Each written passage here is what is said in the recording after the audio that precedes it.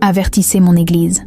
Ils ne sont pas prêts, et cet avertissement a à voir avec ce qui est sur le point de se produire très bientôt, et dont beaucoup se moquent encore, ignorent ou prétendent qu'il s'agit simplement d'une autre doctrine oubliée. Cette nuit-là, je ne jeûnais pas, je ne priais pas, et n'attendais pas de révélation. J'étais fatiguée, frustrée, vivant ma foi comme beaucoup aujourd'hui, la Bible fermée et le cœur occupé. Mais quelque chose m'a réveillée. C'était comme un poids, comme si le ciel tout entier me fixait. Je n'ai entendu aucun son, je n'ai vu aucune lumière. Je l'ai juste ressenti, comme si j'avais été arrachée au présent et projetée dans le futur. Soudain, j'ai vu ce qui semblait être le début de l'enlèvement. Mais ce qui m'a le plus frappé, ce ne sont pas ceux qui sont montés, mais ceux qui sont restés. Et leur nombre était impressionnant. C'est à ce moment-là que j'ai entendu la phrase que je n'oublierai jamais. Peu se lèveront, très peu. Et puis, comme un écho venu d'en haut, une autre voix déclara « Seuls 3% seront prêts ce jour-là ». Je me figeai. Mon esprit essaya de discuter. Mon âme se mit à pleurer. Parce que je comprenais.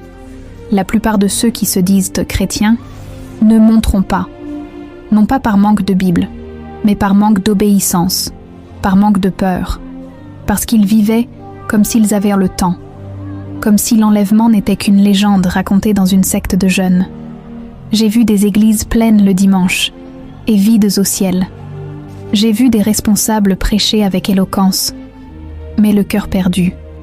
J'ai vu des jeunes chanter, enthousiastes, puis retourner au péché, comme si de rien n'était.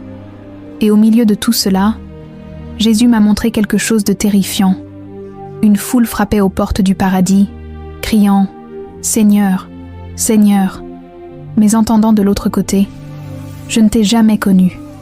Cette scène m'a déchiré intérieurement, car j'ai reconnu des visages, des frères, des amis, des gens bien, des gens qui aimaient chanter le paradis, mais qui détestaient vivre une vie sainte. Et puis, la confrontation la plus dure est arrivée. Parce que dans cette foule, j'étais là aussi. C'est vrai. Moi qui croyais être debout. Moi qui publiais des versets. Moi qui disais « Gloire à Dieu » à chaque culte. Moi qui dirigeais le culte, qui donnait des conseils spirituels. Mais j'avais laissé la parole devenir un ornement, non une épée.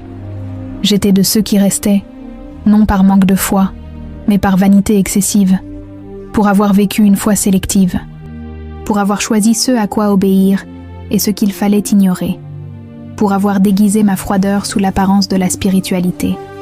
À ce moment-là, le Saint-Esprit m'a parlé comme jamais auparavant. Tu avertiras, tu raconteras ce que tu as vu, tu réveilleras ceux qui dorment, car le temps presse.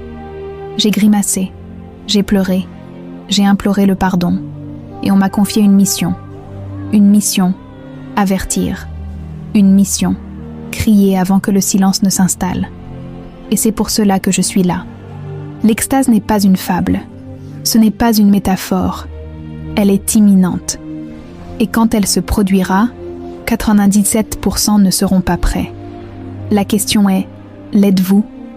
Dans la vision que j'ai reçue, il n'y avait aucune confusion. Il n'y avait aucun débat théologique. Il n'y avait plus de temps pour le doute.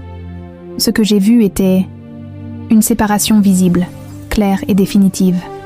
Une ligne spirituelle séparait ceux qui montaient de ceux qui restaient. Et cette distinction n'était pas fondée sur l'apparence, la position dans l'Église ou le nombre de fidèles. C'était une ligne tracée dans l'esprit, invisible aux yeux humains, mais éclatante aux yeux de Dieu. C'était la ligne d'obéissance. Et ceux qui ne l'avaient pas vécue avec renoncement, avec sainteté, avec vérité, sont simplement restés, même s'ils avaient prêché, même s'ils avaient chanté, même s'ils avaient prié. J'ai vu une foule confuse, des gens paniqués, des dirigeants en quête d'explications, des téléphones portables sonnant sans réponse, des familles déchirées par l'absence soudaine d'enfants, de parents ou de frères et sœurs. Et au milieu de ce chaos, une douleur déchira mon cœur, la douleur de réaliser cela. La plupart de ceux qui sont restés n'étaient pas athées. Ils étaient religieux. des gens qui connaissaient les Écritures, mais ignoraient le Dieu des Écritures. Des gens qui savaient réciter les promesses, mais ignoraient obéir aux commandements. Des gens plus préoccupés par leur ministère que par leur âme.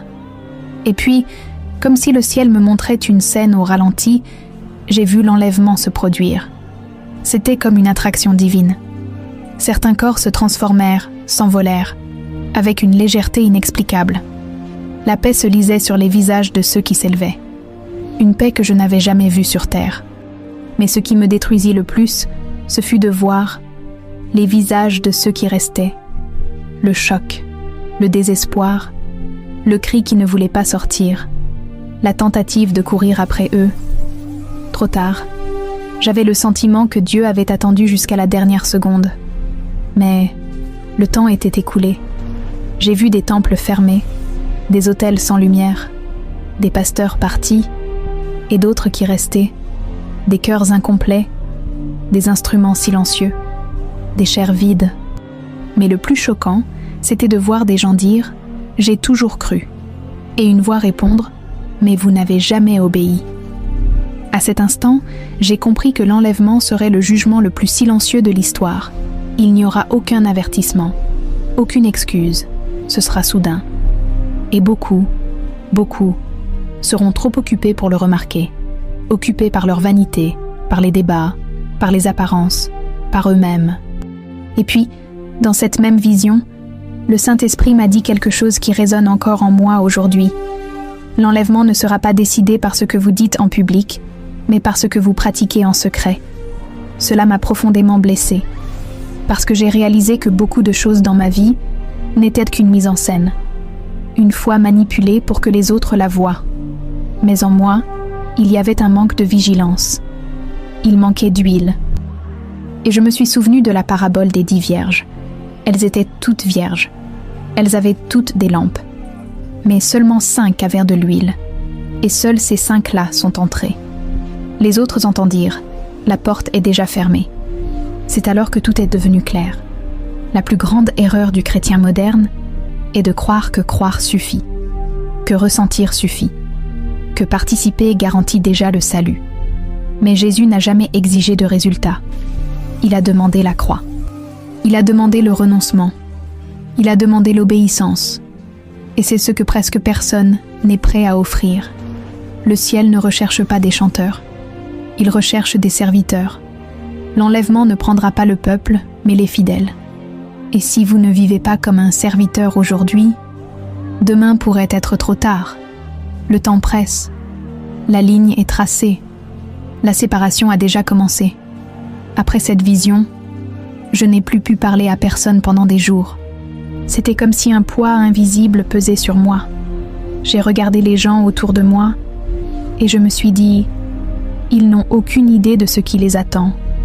Et la douleur qui m'a le plus déchirée a été de réaliser que tant de mes proches vivaient comme s'ils étaient assurés d'accéder au paradis, mais que leur vie ne montrait aucun signe de vigilance.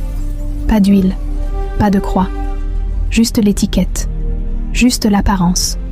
Et l'enlèvement ne répond pas aux étiquettes, il répond à l'obéissance.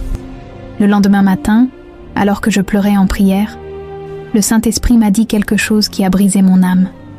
Le plus grand silence qui s'abattra sur la terre ne sera pas celui de la mort, ce sera celui de l'extase. Car beaucoup ne réaliseront leur départ que lorsqu'il n'y aura plus personne pour prêcher, lorsque les genoux en prière auront disparu, lorsque les services cesseront, lorsque les maisons seront vides.